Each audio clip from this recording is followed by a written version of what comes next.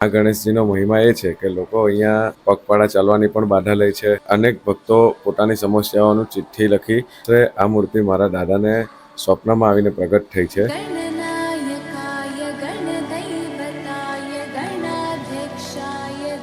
જય ગણેશ.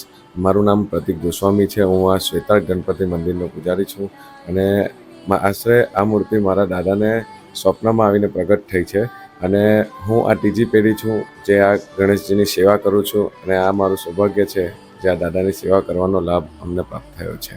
મારી પાછળ તમે જે મૂર્તિ નિહાળી રહ્યા છો એ સફેદ આંકડાના ઝાડમાંથી પ્રગટ થયેલ સ્વયંભૂ શ્રી શ્વેતાળ ગણેશજીની મૂર્તિ છે. જે આશરે 500 વર્ષ જૂના સફેદ આંકડાના ઝાડમાંથી પ્રગટ થાય છે. આ મૂર્તિનો મહિમા એ છે કે સફેદ આંકડાના ઝાડમાંથી પ્રગટ થયા છે અને એને દુર્વા પણ ચડાવવામાં આવે છે. આ ગણપતિને નારિયેલ ચડાવવાની પણ લોકો માનતા લે છે. આ ગણપતિનું રૂપ રિદ્ધિ સિદ્ધિ સહિત જમણી સૂંઢ અને અખંડિત દાંત અને અખંડ દાંત સહિત સંપૂર્ણ રૂપ છે. આ ગણેશજીનો મહિમા એ છે કે લોકો અહીંયા પગપાળા ચાલવાની પણ બાધા લે છે.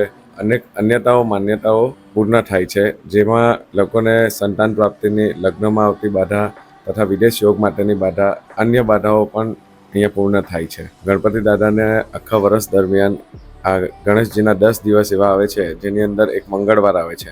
એમાં ચિઠ્ઠી ગણેશ તરીકે પણ આ ગણપતિ ઓળખાય છે, જેમાં અનેક ભક્તો પોતાની સમસ્યાઓનું ચિઠ્ઠી લખી નિવારણ માંગે છે અને એ ચિઠ્ઠીનું નિવારણ મંગળવારે એ જે ચિઠ્ઠી લખવામાં આવે છે એમાં અચૂક નિવારણ મળે છે.